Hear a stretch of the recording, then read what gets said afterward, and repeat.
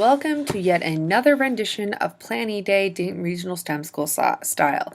We're going to try something a little differently, and I'm playing with this new app that I downloaded that Mr. Grieve informed me about, where I can help walk you through the activity in which I would like you to do. So, what you are going to do today, besides watching the two very, very short videos that I posted on Pilot yesterday, as in Monday, January 27th, and answering the questions that you were given in class yesterday, Monday, January 27th.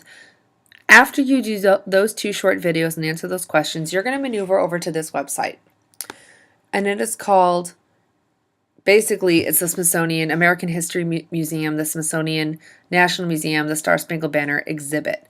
So this exhibit is a digital archive entirely about the War of 1812 pertaining to the Star Spangled Banner. Now, this is actually the flag that flew over Fort McHenry in Baltimore during the War of 1812. And what's so significant and so special about this flag is that this was the actual literal flag that inspired our national anthem. And you can go and you can visit this flag in Washington, D.C. at the American History Smithsonian Museum. It's a really, really cool exhibit. It's under intense surveillance, and it has a lot of different technology that's protecting it because obviously it is very, very old.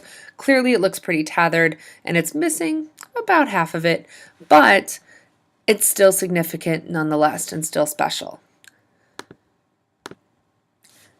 So here's what you're going to do. You're going to, after you get to this website, amhistory.si.edu/Star-Spangled-Banner/, you are going to maneuver through only one of these different categories.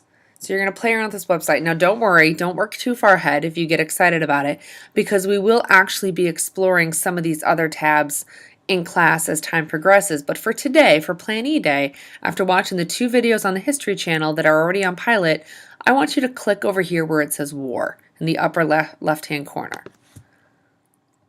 And here's what I want you to do. Now, this unit on war has 4 different pages that you're going to read through.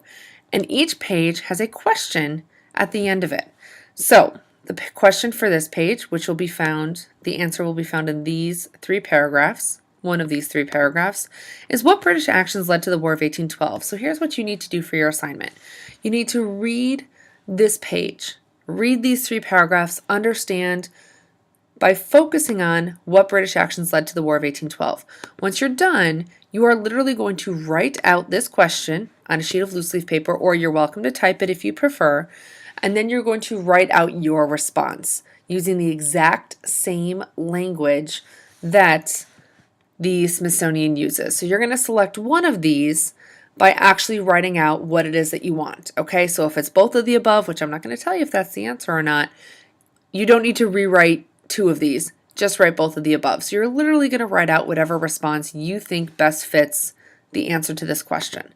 So you have a couple ways to maneuver through here. First of all, you're not going to answer 14 questions. That's if you wanted to go through everything, which I don't want you to do because we'll be going through it together. Instead, you're going to answer 4 questions.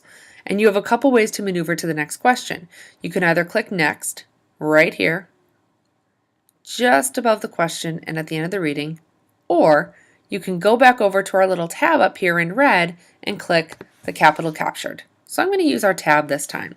Same thing, much, much shorter reading. You're going to read the capital captured, understanding exactly what happened. And if you've already watched the History Channel videos, you understand what happened with the capital. So again, answer the question by writing out the actual question and then writing out your response word for word. Now, I'm going to go with option 2. Instead of going up here to click on Baltimore and the balance, I'm going to click Next because that's another way to maneuver to the next page. Same deal, write out the question, write out your response, hit Next, or you can hit a moment of triumph over here in the red box. Either way, it's going to take you to the final page in which you answer the 4th question. Now, what's exciting is that it'll actually tell you how many you have correct, because found 0014 is actually means the number, it actually means the number of correct. So found, whatever that number is, means that that's how many you've had correct. So it's a way to double check yourself. And if you did get one wrong, it's an opportunity to go back, reread the section or the parts of it that you needed to, and then re-answer it so you can get full credit when you turn this in on Wednesday. So that is your assignment.